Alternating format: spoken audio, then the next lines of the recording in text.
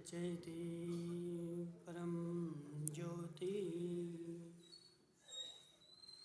समं समस्तैरनन्तपर्याये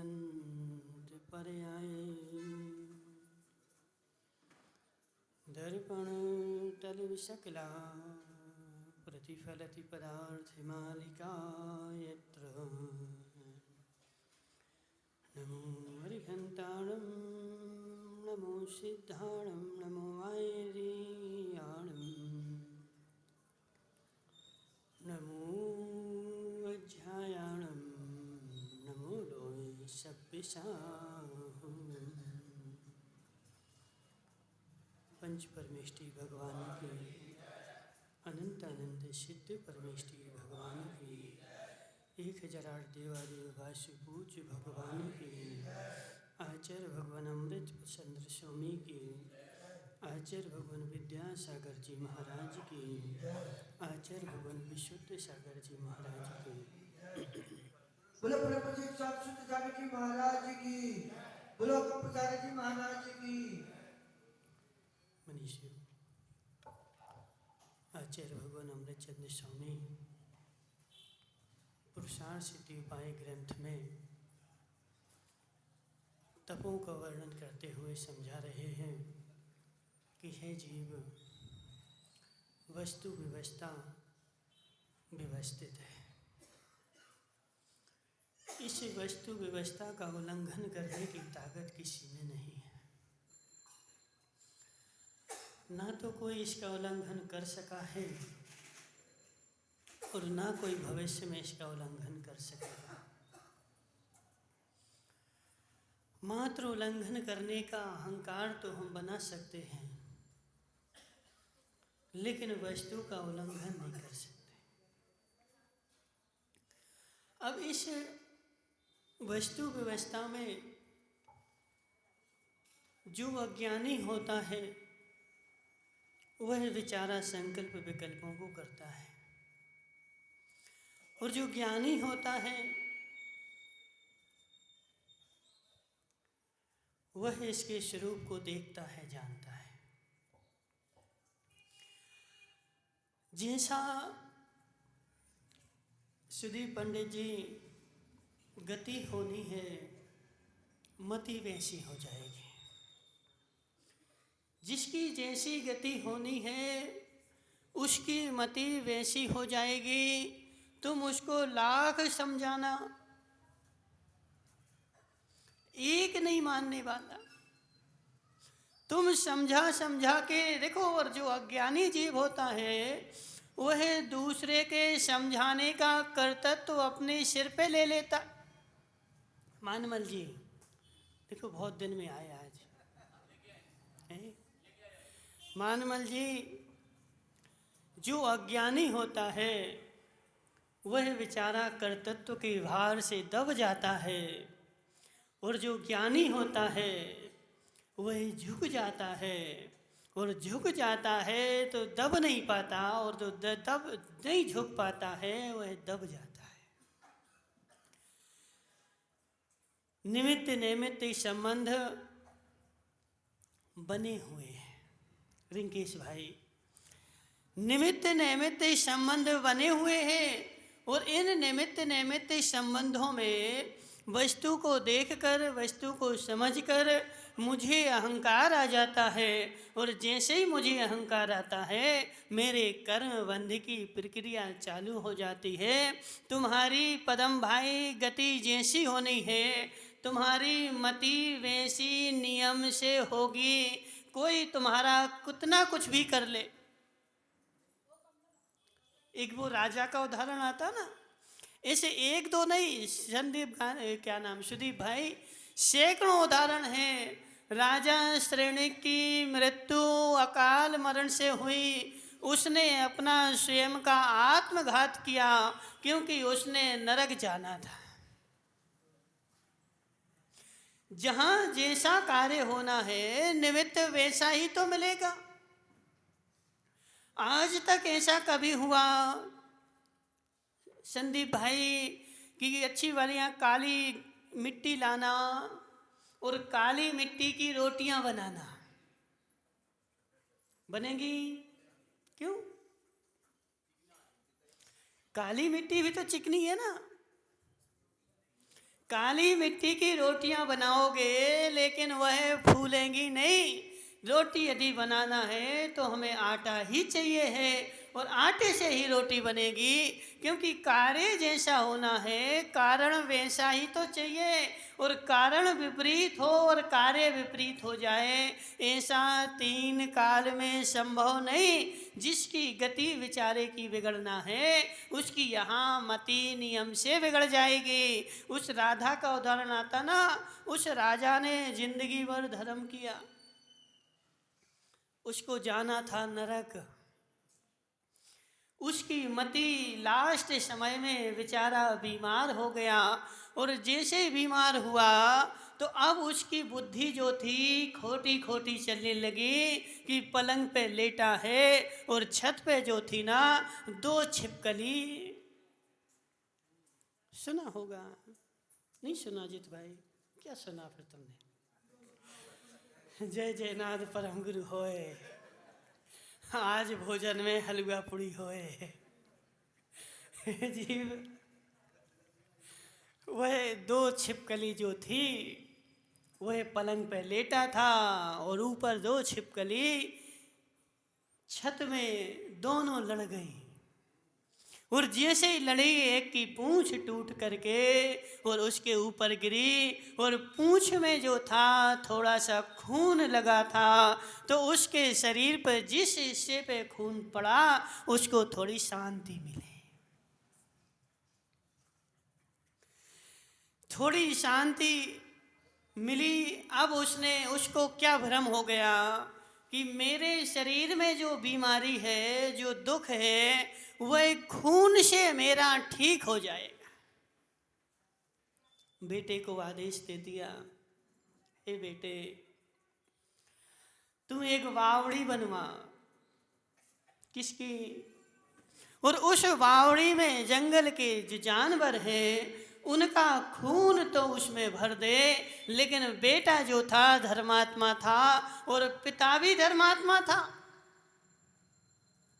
अजित भाई, तुमने ऐसे संसार में लोग देखे कि नहीं, जीवन भर बेचारे ने धर्म किया लेकिन अंत समय में बेचारे की बुद्धि भ्रष्ट हो गई। पूरे जीवन भर प्रतिमाओं का पालन करता रहा, रोज धर्म करने आता था, पूजन करता था, अभिषेक आहार दान सब करता था। लेकिन अब उसकी जो बुढ़ापा आया ना, तो बुढ़ापे में ऐसी बुद्धि हो गई कि सब ओर से भ्रष्ट हो गया। होता कि नहीं? क्यों? गति बिगड़ी हुई है। और जिसकी गति बिगड़ी हुई है उसकी मति ना बिगड़े ऐसा 3 काल में संभव नहीं है। जिसकी गति बिगड़ना है उसकी मति यहाँ पे नियम से बिगड़ जाएगी। तुम कितना सुधारना। अरविंद भाइयों का बात ऐसा होता कि नहीं कि अपन लंबे टूर के लिए जा रहे थे, यात्रा के लिए, गाड़ी की पूरी सर्विसिंग करके रखी थी, सब पेट्रोल डीजल सब डलवा दिया था, टायर भी सुरक्षित करवा दिए थे। लेकिन गाड़ी जैसे ही गई और बीच रास्ता में टायर नया डलवाया था, पुराना नहीं था। कौन सा? नया ट्यूब टायर सब नए थे, फिर क्यों फूट गए?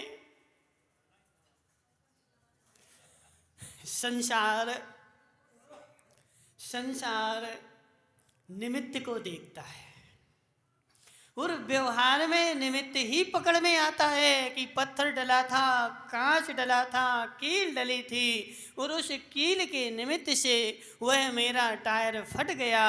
हे जीव, कई बार कील भी नहीं हो तब भी फट जाता है, क्योंकि कार्य वैसा तेरा होना है। यह वस्तु व्यवस्था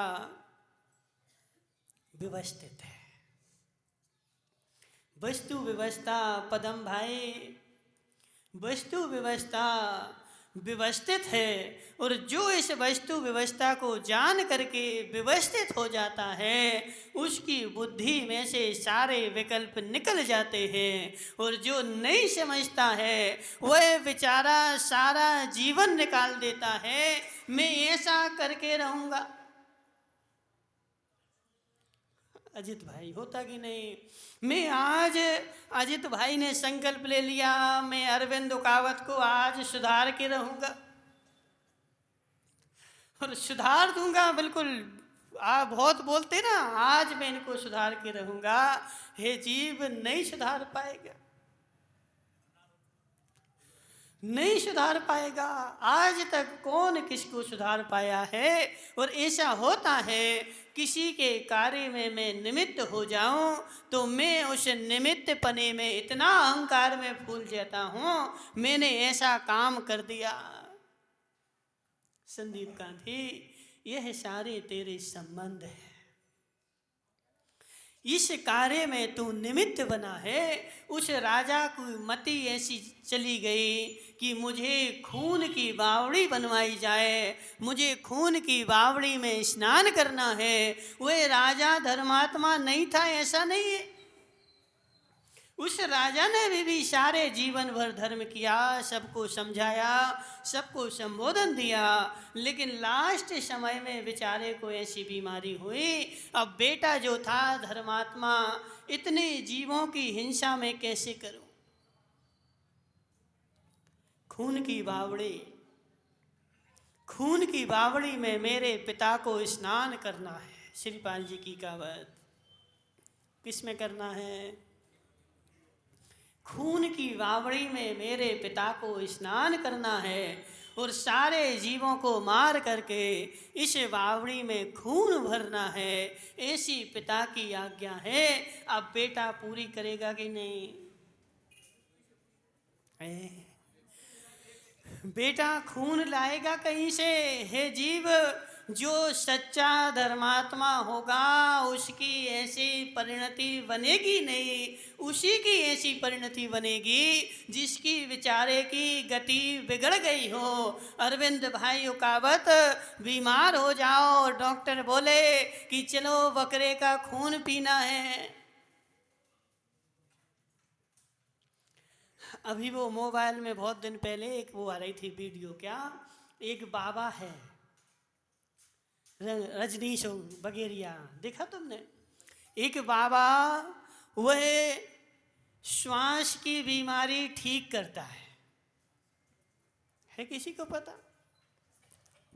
क्या पता है? एक श्वास की बीमारी ठीक करता है और उसमें वो दवाई क्या देता है?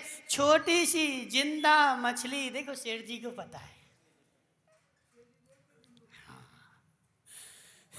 एक छोटी जिंदा मछली वह पकड़ करके उसमें कुछ दवा लगा करके और उस मछली को जिंदा निगलना है।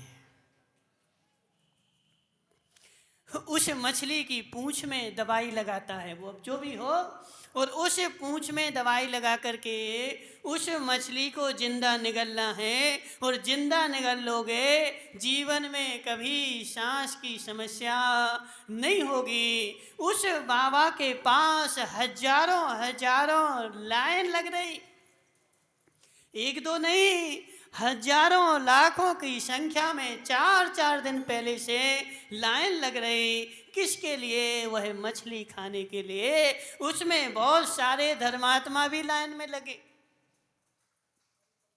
नहीं लगे ऐसा नहीं है।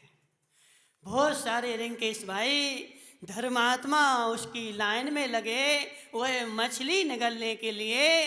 इन सब की गति बिगड़ चुकी है। सेठ जी साहब आए थे, हाँ, इनकी गति बिगड़ चुकी है।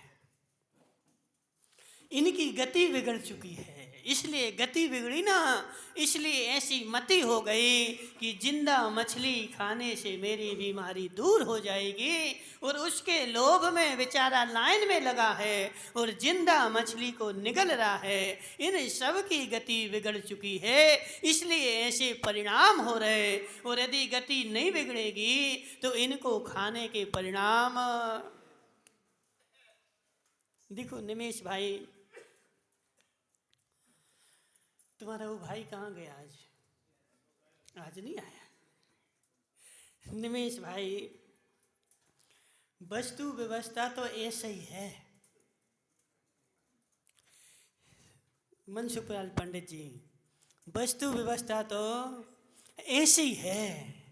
यदि तुम्हारी गति, अंगली गति अच्छी होगी तो तुम इसको स्वीकार करोगे, और यदि तुम्हारी गति अंगली बिगड़ गई होगी तुम इसमें 1000 खोट निकालोगे, लेकिन तुम्हारे 1000 खोट निकालने से वस्तु व्यवस्था बदलने वाली नहीं है। जिसकी गति बिगड़नी है उसकी मति नियम से बिगड़ जाएगी। उस राजा की गति बिगड़ गई थी, बेचारे को नरक जाना था, तो अंत समय में ऐसे भाव बने कि मुझे जो है खून की नदी में स्नान करना है।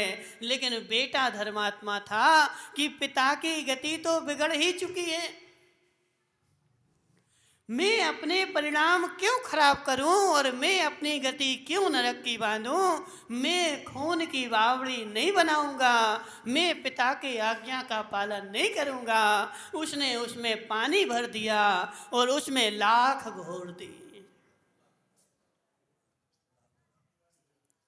लाख घोरने से वह सारा तालाब बावड़ी का पानी खून जैसा हो गया, और जैसे ही उसने उसको देखा वह प्रसन्न हो गया।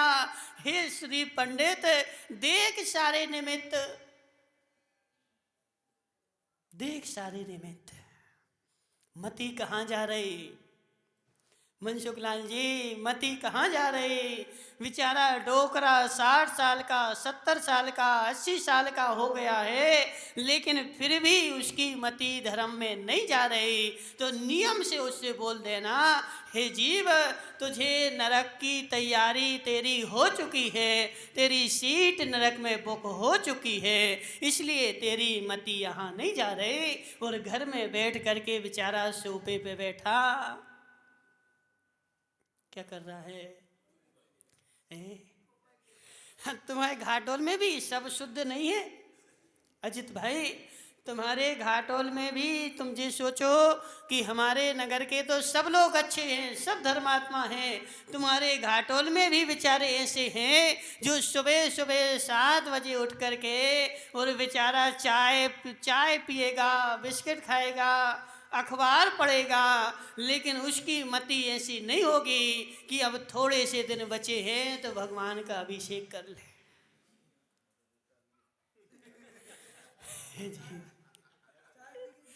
हे जीव, समझ मेरी बात। ऐसे परिणाम हो रहे, ऐसे परिणाम हो रहे। मंदिर के बगल में रह लेगा, मंदिर के बगल में रहने के बाद भगवान को भी देख रहा है, लेकिन उसके परिणामों में निर्मलता नहीं आ रही। क्यों? क्योंकि बेचारे की गति बदल चुकी है। पत्थर के ऊपर हितेश मुंगानिया, कितना पानी बरसे, कितना पानी बरसे, लेकिन पत्थर कभी भी नरम क्यों?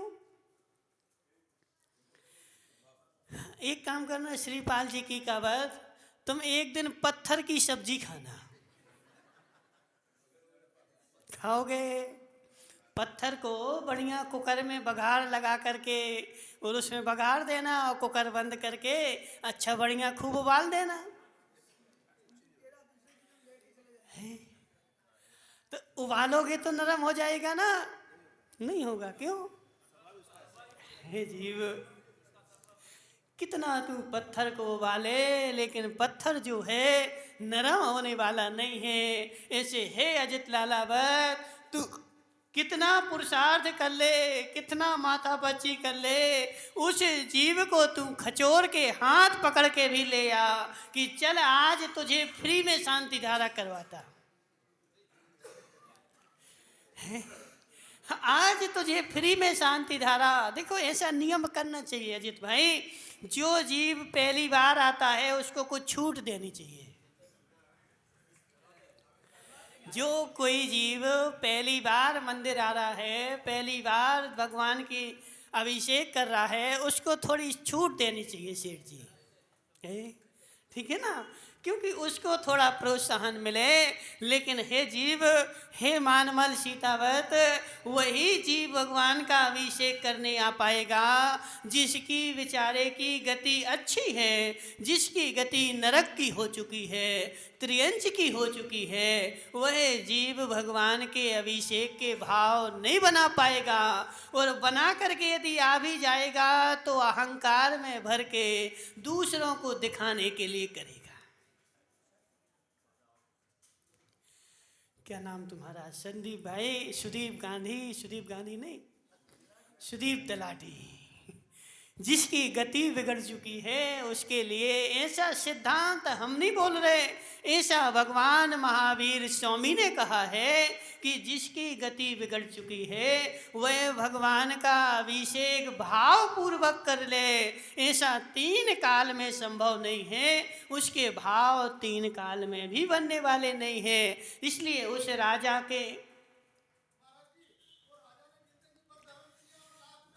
राजा के ऐसे परिणाम हो गए मानमल जी कि मुझे खून की नदी में स्नान करना है, मुझे खून की बावड़ी में स्नान करना है, मेरे लिए खून की बावड़ी बनवाई जाए। बेटे के लिए आज्ञा दे दी और बेटे ने लाख की बावड़ी बना करके और पिताजी से बोला कि पिताजी बावड़ी तैयार है। जीव खुश हो गया, देख करके खुश हो गया, लाख की बावड़ी देख करके खुश हो गया। मेरे बेटे ने सारे जीवों का खून निकाल करके और मेरे लिए बावड़ी तैयार की है, देख करके खुश हो गया। यह परिणाम है तेरी नरक गति के। मनसुखलाल जी, मेरा बेटा संसार में हिंसा करके पैसे ला रहा है और पिताजी बेचारा खुश हो रहा है। लाया कहाँ से? तू इतने पैसे लाया कहाँ से? पहले पैसे देख करके खुश हो रहा है कि पैसे आए कहाँ से, वह देख करके तेरे मन में दुख तो नहीं हो रहा। अब जैसे माना कि मनसुखलाल जी कितने साल के हो गए? 63 के, इनसे छोटे हो, 63 साल के हो गए, ठीक है। अब तुम्हारा बेटा एक दुकान खोल ले, कौन सी है? सोना चांदी की नहीं, कौन सी? जीवों का मांस बेचने की। तुम्हारे बेटे ने जीवों का मांस बेचने की दुकान खोल ली और वो तुमसे कहे कि पिताजी देखो, तुम तो जीवन भर जूता चप्पल बेचते रहे और 2-2, 4-4 रुपए कमाते रहे, इसमें सीधे महीने में लाखों रुपए पैदा होते हैं और ये दुकान मैंने खोली है। अब मनसुखलाल जी के भाव कैसे होते? यदि सच्चा धर्मात्मा होगा, हे बेटे तू पहले तो इस दुकान को बंद कर दे, और नहीं बंद करता है तो तू भिन्न है और मैं भिन्न हूँ। इस तेरे पाप की कमाई का 1 रुपये भी मैं खाने वाला नहीं हूँ, तेरी 1 रोटी भी मेरी है, मेरे लिए कार्यकारी नहीं है, मेरे पेट में नहीं जाएगी। यदि उसकी गति अच्छी होनी है तो, और यदि डोकरे की गति बिगड़ चुकी है तो उसमें लीन हो जाएगा। बहुत अच्छा किया, बहुत अच्छा किया, तुम ऐसा कर रहे ना, बहुत अच्छा काम किया बेटे, तू तो चली गई।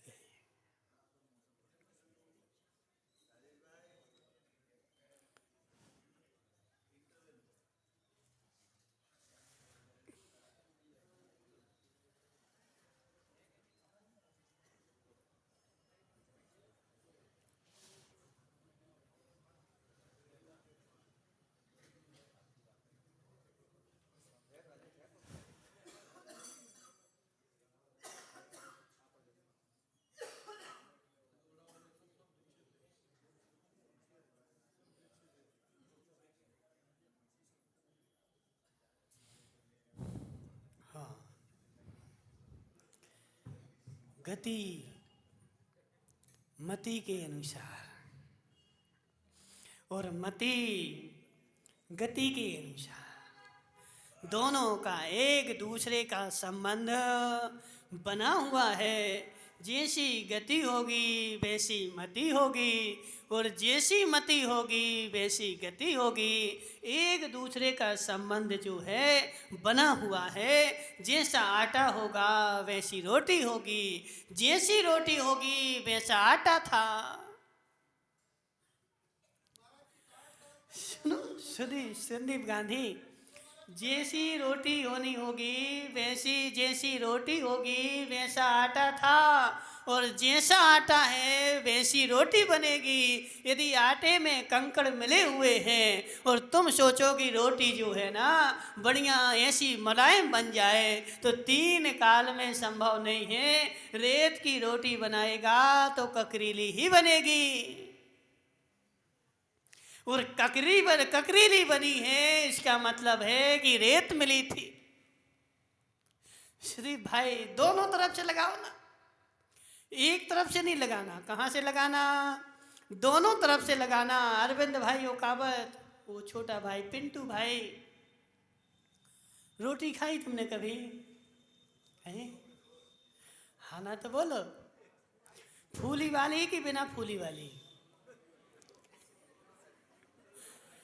फूली हुई रोटी खाई कि बिना फूली हुई?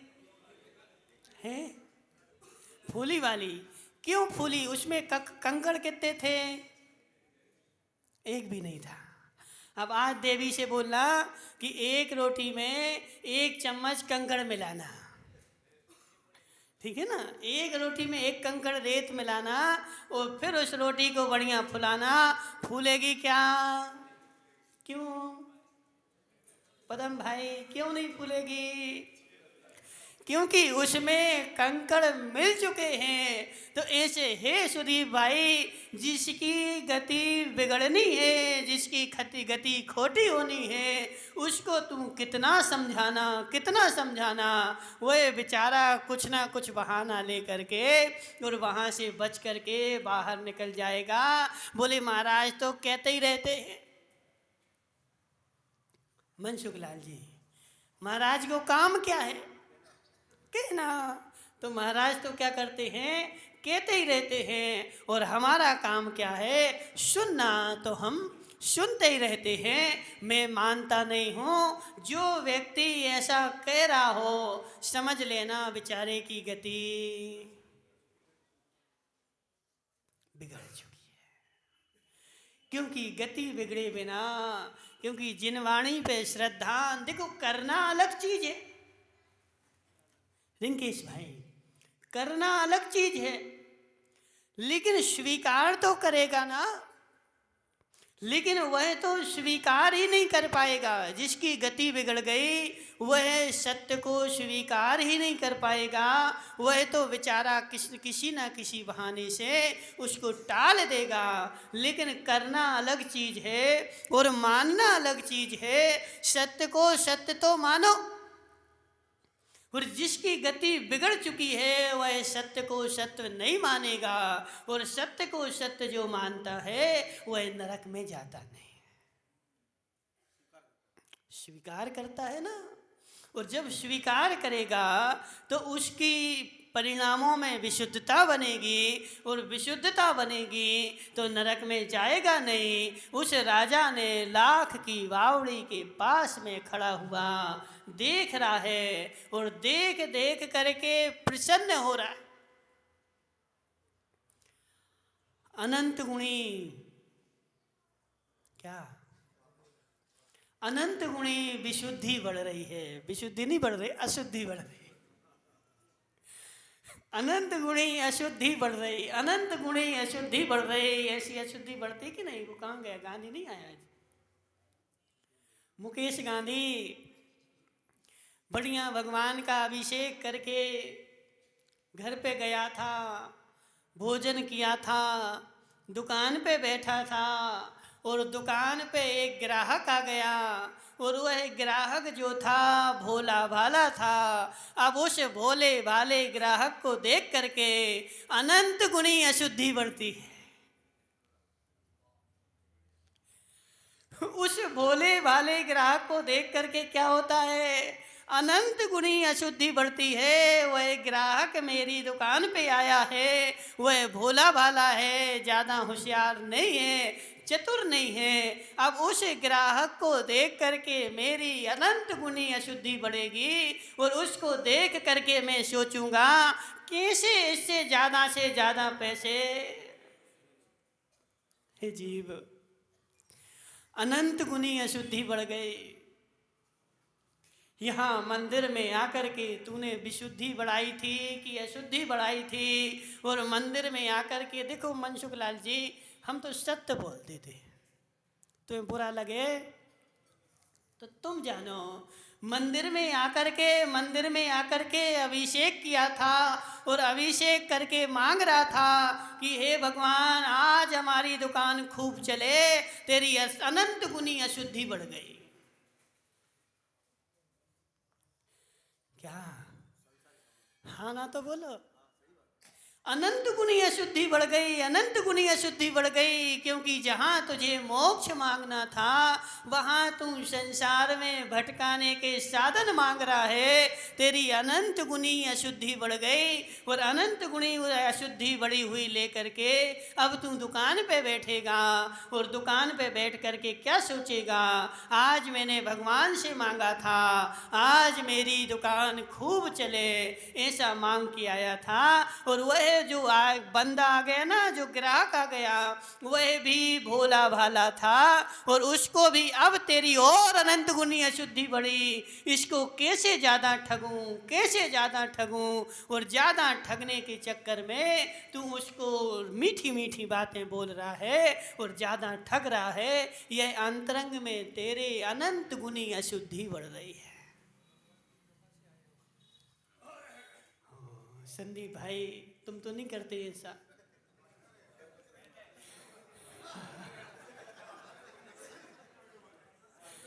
हे जीव, हे जीव, यदि ऐसा करते हो तो अनंत गुनी अशुद्धि बढ़ रही है, अनंत गुणी अशुद्धि बढ़ रही। और वह अनंत गुणी अशुद्धि तेरे किसके उदय में बढ़ रही? तो पुण्य के उदय में बढ़ रही। मनसुख लाल जी हाँ ना तो बोलो। अनंत गुणी अशुद्धि किसके उदय में? पाप के उदय में, पुण्य के उदय में। इसको बोला जाता है पुण्यानु पापानुबंधी पुण्य। पुण्य के उदय में तेरा ग्राहक आया था और दुकान तेरी बिना मेहनत के चल रही थी, तुझे ज़्यादा मेहनत नहीं करनी पड़ती और दिन भर तेरे दुकान में ग्राहक आते रहते हैं और तू ग्राहकों को देख करके अपनी अशुद्धि बढ़ाता है। हितेश भाई देखो, तुम लोग तो बड़े जी छगन मगन हैं, संदीप गांधी हैं और तुम्हारे जी घाटोल वाले मुकेश वगैरह हैं, ये सब तीव्र पुण्यात्मा है। पूर्व भव का इतना पुण्य लेकर के आए, इतना पुण्य लेकर के आए कि अब वो हितेश से तो बोलो, तो हितेश के तो पिताजी के पिताजी, क्या हितेश के पिताजी के पिताजी छगन मगन अब तो नहीं है ना, वो चले गए, लेकिन वह तुम्हारे लिए ऐसा ही शील लगा के गए कि तुम जीवन भर भी खाओगे तो ख़त्म नहीं होगा। ऐसी कामधेनु गाय दे गए कि लगाओ और पियो दूध। हे जीव, तुम्हारा तीव्र पुण्य का उदय है, तीव्र पुण्य का उदय है। अब दुकान पे बैठे बैठे अब तुम संदीप गांधी एक तरफी तो बोलोगी पुण्य है, एक तरफी तो बोलोगी पुण्य है और फिर दूसरी तरह उसको भोगने के लिए आतुर हो, तो यह कैसी चर्चा? एक तो अरविंद रुकावत बोले कि दूध अभक्ष है, दूध अभक्ष है, दूध नहीं पीना, और फिर घर पे जाके घड़ा भर भर पी ले। तो अरविंद भाई एक बात बोलो ना, यदि अभक्ष है तो तुम क्यों पी रहे? तुम भी छोड़ो ना, त्याग करो। तो ऐसे संदीप भाई तुम बोलो कि महाराज पुण्य तो है, और फिर तुम दुकान पे जाके घड़ा भर भर पियो। हे जीव, हे जीव, समझो हमारी बात।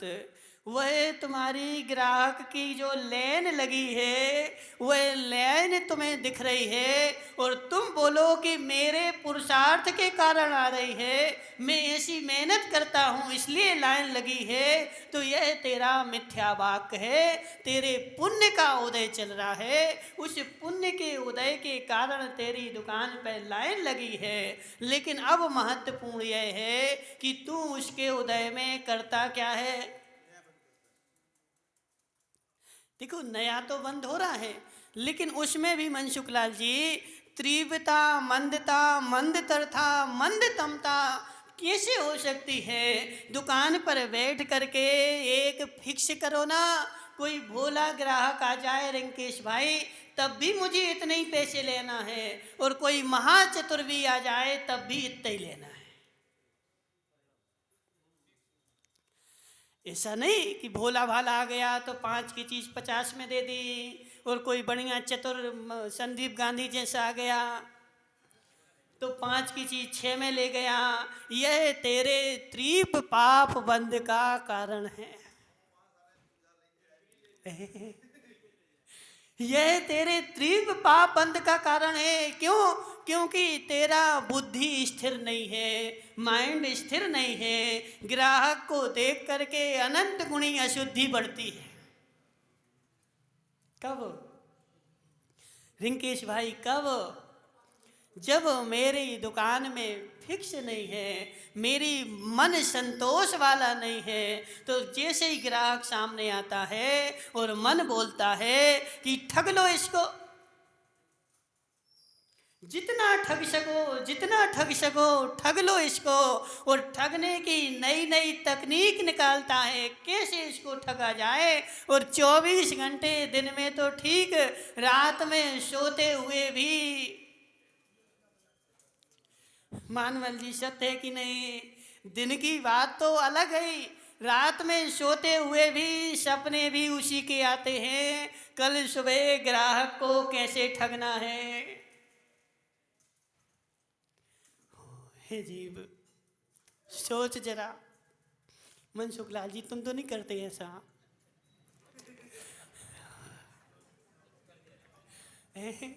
नहीं, संसार में रहेंगे, कमाना तो पड़ेगा ही, बिना कमाए तो काम होता नहीं है। लेकिन उस कमाने में भी एक लिमिट होती है, और एक बिना लिमिट होती है। हितेश भाई, यह मन जो है ना, कभी भी भरने वाला। 3-6 खंड की संपदा भी मिल जाए, बोलो, पूर्ति हो जाएगी। 6 खंड की संपदा भी मिल जाए, लेकिन इस मन की कभी पूर्ति होने वाली नहीं है। इसलिए हे जीव, उस अनंत गुणी अशुद्धि को तो मत बढ़ा दुकान पे बैठे। भगवान के पास आता है तो अनंत गुणी विशुद्धि बढ़ाने के लिए, लेकिन यहाँ भी बेचारा वो संसार की इच्छाएं लेके आता है, तो उसकी अनंत गुणी अशुद्धि ही और बढ़ती जाती है। काम हो गया तो भगवान ने किया, और नहीं हुआ तो भगवान मुझसे नाराज है। अब मैं इन भगवान के पास नहीं जाऊंगा, कोई नया भगवान ढूंढूंगा जो मेरा काम कर दे। हे जीव, हे जीव, भगवान को नौकर क्यों बनाता है विनोद भाई सेठ? भगवान को नौकर क्यों बनाता है? भगवान को मालिक ही बना रहने दे। अपना काम भगवान से मत करवा, तू भगवान का काम कर। तू भगवान का तू काम कर, तेरा काम हो जाएगा। लेकिन तू भगवान से अपना काम करवाना चाहता है। हे सुमती लाल जी, तू भगवान को अपना नौकर समझता है क्या? काम कौन करता है? काम कौन करता है? नौकर की मालिक काम नौकर करता कि मालिक संदीप गांधी तुम्हारी दुकान में नौकर है कि नहीं, तुम कहाँ बैठते हो, कुर्सी पे, और नौकर से बोलते हो वो कपड़ा उठा के लाओ, बोलते कि नहीं। तो काम कौन करता है? नौकर की मालिक, नौकर। तो तूने भगवान को नौकर बना दिया और तू सोफा पे बैठ रहा है, हे भगवान ऐसा काम कर दे। हे जीव, हे जीव, भगवान को नौकर मत बना, भगवान की नौकरी करने लग जा, तेरे काम सब हो जाएंगे।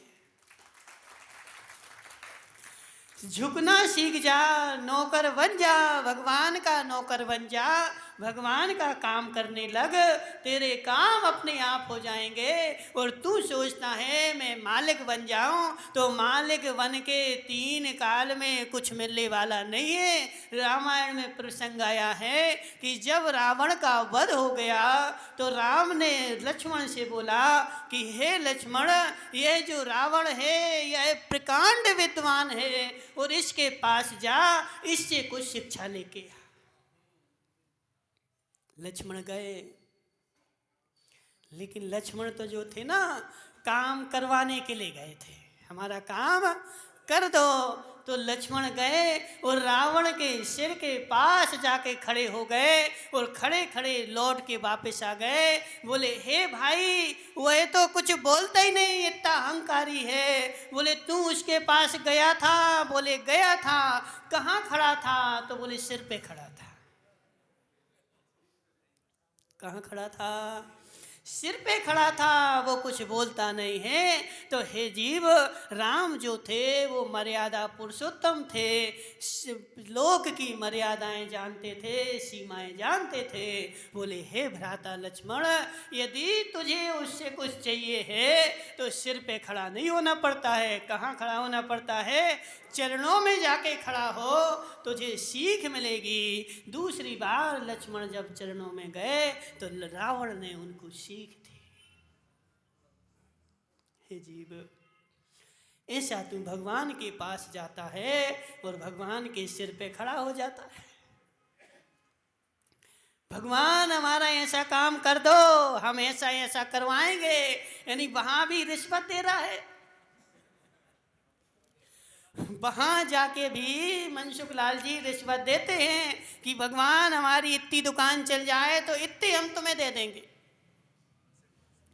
हे जीव, भगवान को नौकर मत बना, भगवान को नौकर मत बना। तेरे काम तो क्या, मुझे तो मोक्ष जाना है, उत्कृष्ट वस्तु चाहिए है। तो जिन भावों से उत्कृष्ट वस्तु मिल सकती है उससे जगन्य नहीं मिलेगी क्या? सुमति लाल जी, जिन पैसों से 1 किलो सोना आता है, क्या उन पैसों से पानी भरने की गुंडी नहीं आएगी? है अजित भाई, जिन पैसों से 1 किलो सोना आ सकता है, तो उन पैसों से 1 किलो भाजी खरीदना कितना मुश्किल है, महान आसान है। तो ऐसे जिन परिणामों से भगवान बन सकते हैं, उन परिणामों से संसार की वस्तु ना मिले, ये तो तुच्छ वस्तु है। लेकिन सबसे बड़ी बात है कि तुझे नरम होना पड़ेगा, तुझे भगवान से, मानवल जी क्या बोलो ना, आज से मैं भगवान से काम नहीं करवाऊंगा। हे भगवान ऐसा काम कर दो, ऐसा नहीं कहूँगा। यदि मुझ में स्वयं भगवान का चाकर बन के और भगवान की चाकरी करूँगा, भगवान के काम करूँगा, मेरे काम तो स्वतः ही हो जाएंगे, हो ना हो ऐसी बाधा नहीं है। इसलिए अरविंद भाइयों कहावत, भगवान को नौकर नहीं बनाना, वह 3 लोक का मालिक है।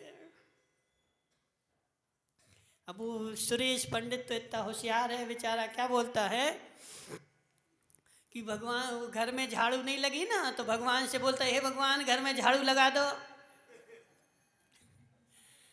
हे सुरेश भाई, हे सुरेश भाई, इन परिणामों से तुझे घोर पाप का बंध होगा। उनका लेवल भी तो देखो ना, लेवल देखना पड़ता कि नहीं। अब माना कि तुम्हारे देश यहाँ घाटोल में प्रधानमंत्री नरेंद्र मोदी आया और नरेंद्र मोदी के पास जी सुमती लाल जी चले गए।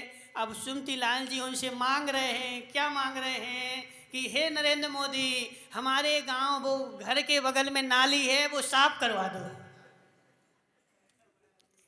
क्या मांग रहे हैं? घर के बगल की नाली साफ करवा दो। किससे मांग रहे हैं?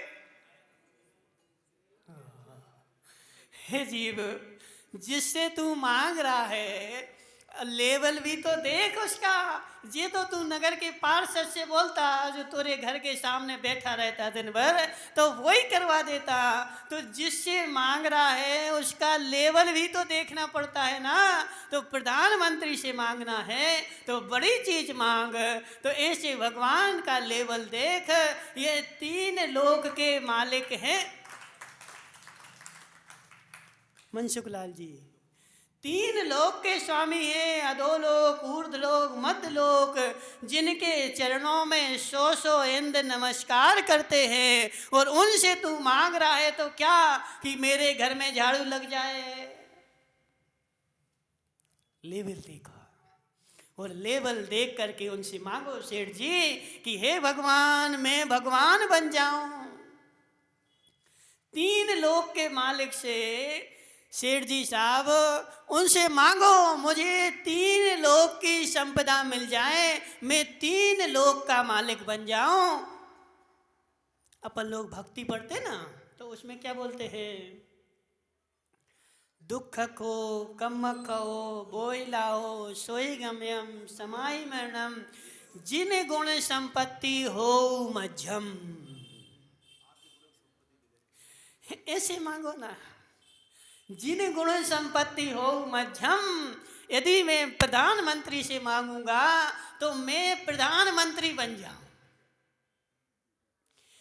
बांस पूज भगवान से मांगूंगा तो जिन गुण संपत्ति हो, जितनी संपत्ति तुम्हारे पास है उतनी संपत्ति हमारे पास हो। हे भगवान, ये मेरी प्रार्थना है। अब छोटा मोटा मांगने की क्या आवश्यकता है? एक ही बार में बड़ा मांगो ना। तो जब बड़ा मांगोगे तो 3 लोक की सारी संपत्ति और तुम्हारी होगी। और जब जिसके पास जितनी संपत्ति होती है ना, उसको भोगने के भाव उतने कम होते हैं। पूछो ना इनसे, भानु भाई से क्या कर रहे हैं? अब जी भानु भाई ने मकान बना लिया ना मंदिर के सामने। अब वो क्या करेंगे? एक जूता लाके टांगेंगे उसके सामने।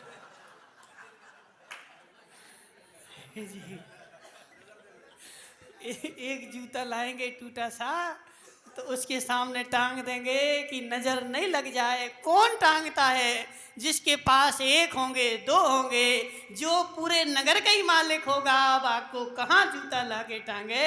हे जीव, कोई जूता मूता से नजर तुझे लगने वाली नहीं है। ये नजर लगना भी मेरे पाप कर्म का उदय है। पाप कर्म का उदय होगा तो संसार की नजर लगेगी, और पुण्य कर्म का उदय होगा तो कौवा के कोसने से ढोर नहीं मरत।